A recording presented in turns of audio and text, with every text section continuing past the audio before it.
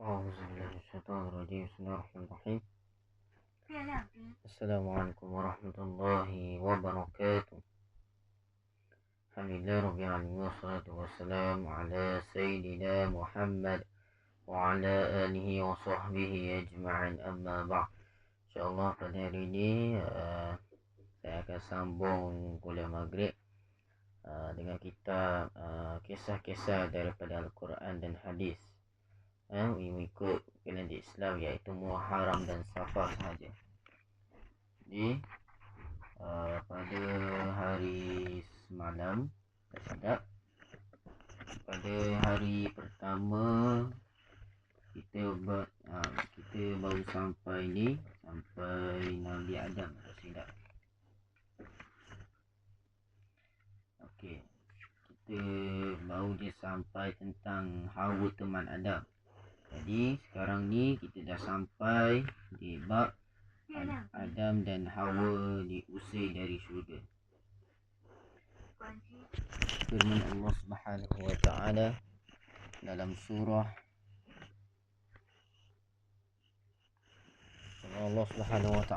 surah Al-Baqarah ayat 36. A'udzubillahi minasyaitonir rajim. فأزلهما الشيطان عنها فأخرجاهما مما كانا فيه وقلنا اهبطوا بعضكم لبعض عدو ولكم في الأرض المستقر ومتاع إلى حين. Yang bermaksud, setelah itu syaitan menggelincirkan mereka berdua dari syurga itu dan menyebabkan mereka dikeluarkan dari nikmat yang mereka telah berada di dalamnya.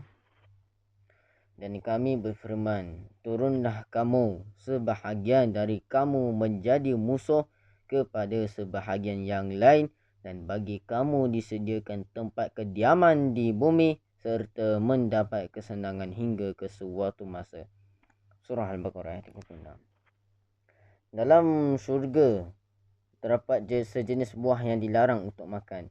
Allah Subhanahu wa taala melarang Nabi Adam AS dan Hawa daripada memakan buah itu. Allah Subhanahu wa taala mengatakan yang bermaksud, wahai Adam, tinggallah engkau dan isterimu dalam syurga dan makanlah daripada makanannya sepuas apa yang kamu berdua suka. Dan janganlah kamu hampiri pokok ini. Jikalau engkau menghampirinya, maka menjadilah engkau daripada golongan yang zalim. Surah Al-Baqarah ayat 35.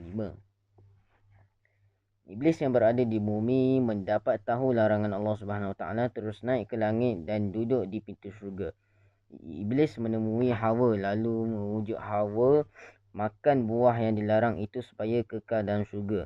Hawa terpengaruh dengan hasutan iblis lalu memakan buah itu diikuti Nabi Adam AS. Allah Subhanahu wa taala murka dengan tindakan Nabi Adam AS dan Hawa. Nabi Adam AS dan Hawa memohon ampun kepada Allah Subhanahu wa taala sambil menangis teresak-esak.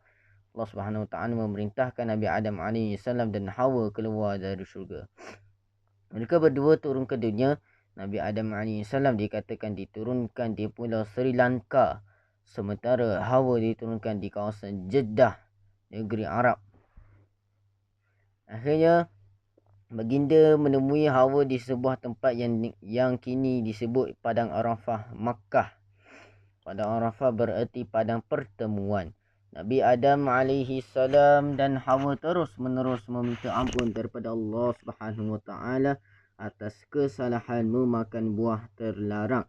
Akhirnya Allah Subhanahu wa taala menerima permohonan ampun mereka dan memerintahkan baginda berdua beribadat. Baik, kita kat sini ada info. Iblis adalah makhluk yang dijadikan daripada api dan tidak dapat dilihat oleh percayandera. Percayandera. Tugasnya ialah mengajak manusia kepada kejahatan, kemungkaran dan kebinasaan. Maknanya iblis ni, maksudnya dia nak macam hasut manusia buat benda jahat lah. Dia bukan hantu apa semua, bukan. Dia macam nak ajak manusia tu buat jahat. Contoh Nabi Adam ni, Allah larang dia makan buah. Okey, untuk pengetahuan semualah, buah tu adalah bernama buah khuldi. Dan khuldi tu nama syurga kan. Tapi dalam syurga tu ada buah khuldi. Tapi Allah larang makan. Dan syaitan mau hasut Hawa dulu, pasal baru Nabi Adam, dan dua-dua makan buah tu. Lepas tu mereka pun jadilah orang yang zalim. Dan mereka memohon ampun kerana buat perkara dosa, sambil menangis-nangis sesak-sesak berhadapan dengan Allah Subhanahu Wa Taala lah. Jadi itulah maksud tentang iblis lah. Kalau Adam AS itu Nabi lah, kalau Hawa tu isteri dia. Dulu kawan, sekarang kalau dah nikah tu dah jadi suami isteri.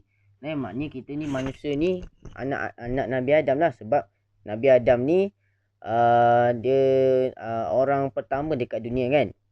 Lepas tu dia lahir. Lepas tu Hawa ni lahirkan. Banyaklah manusia di dunia. Dan Allah Subhanahu Wa Taala menciptakan kita manusia ni daripada tak silap tanah liat, tak silap. Sebab kita, kalau kita nak tengok kulit kita ni dibuat daripada apa, kita tengok kulit dia. Dan tanyalah ustaz-ustazah yang yang tahulah kulit kita ni dibuat daripada apa. Maknanya kita kena tengok dulu kulit kita. Contoh saya tengok kulit tangan saya ni macam putih kan, lepas belakang ni macam gelap sikit.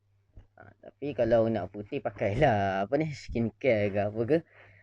Ataupun kalau nak lagi bersih, tapi kan bukan kita pakai sabun lah. Kita mandi pakai sabun, tapi orang cakap kalau kita pakai sabun nanti dia putih. Tak, kalau kita pakai sabun kita jadi bersih. Sebab Allah Subhanahu Wa Taala Nabi Muhammad SAW suka kebersihan. Bukan setakat Nabi suka, Allah pun suka kebersihan ya. Jadi sebab itulah kita kena jaga kebersihan. Contoh anak budak-budak lepas main bola terkena lumpur, balik rumah mak ayah marah. Kita mandi kerana Allah ke kerana mak bapak marah? Kerana Allah Subhanahu Wa Taala lah. Mak bapak marah pun tak apa, tapi kita niat dalam hati, niat kerana Allah Subhanahu Wa Taala. Sama juga mandi wajib. Mandi wajib niatnya nawaitu raf'al hadasi akbar lillahi ta'ala. Sahaja aku mengangkat hadas besar ini kerana Allah Ta'ala. Itu niat mandi wajib. Ataupun dikenali sebagai mandi junub, tak silap mandi wajib, mandi junub sama saja. Mandi junub, mandi wajib itu samalah. Kalau mandi biasa dia tak ada panggil apa-apa, memang kita panggil mandi biasalah. Mandi dengan sabun, basuh badan apa semua. Dan mandi jenazah. Mandi jenazah sama-sama tu saya cerita dah sikit tentang mandi ni. Mandi jenazah ni adalah mandi mandi kalau orang mati, kita mandikanlah. Siapa yang tugas mandikan jenazah, penggali kubur? Itu adalah tugas Bilal dan Syak. Bilal dan Syak. Bilal bukan sahaja tugasnya melakukan azan, tetapi ia boleh juga menguruskan jenazah lelaki lah, bukan perempuan yang perempuan lah yang uruskan contoh dalam masjid, dalam CEO ataupun catat organisasi tu dia tulis pengurus jenazah perempuan. Siapa uruskan jenazah perempuan lah, ataupun Biru Halul Muslimat. Kalau pengurus jenazah lagi, siapa uruskan? Bilal ataupun Syak. Kalau Bilal atau Syak lelaki lah. Kalau Bilal Muslimat, Syak wanita, itu betul lah. Itu pengurus jenazah wanita lah, ataupun pengurus jenazah perempuan. Itulah berkaitan dengan Adam dan Hawa diusir dari syurga, dan juga tentang kebersihan, tentang iblis ataupun tentang mandi lah yang saya ceritakan tadi. Jadi mudah-mudahan rahmati Allah. Semoga kita semoga pengetahuan ni dapat melekat lah kat kepala kita. Mudah-mudahan Allah. Wallahu a'lam. Subhanakallah wa hamdika asyhadu an la ilaha illa anta astaghfiruka wa atubu ilaik. A'udzu billahi minasyaitonir rajim. Bismillahirrahmanirrahim.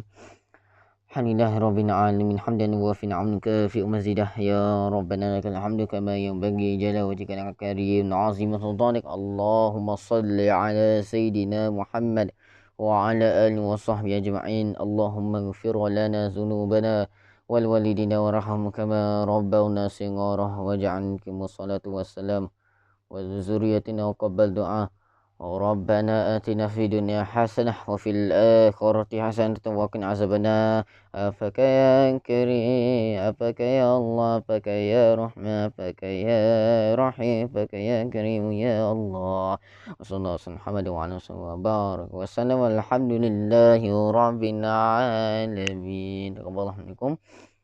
Sekian taufiq wal hidayah. Assalamualaikum warahmatullahi wabarakatuh. Jumpa lagi pada hari esok insya-Allah.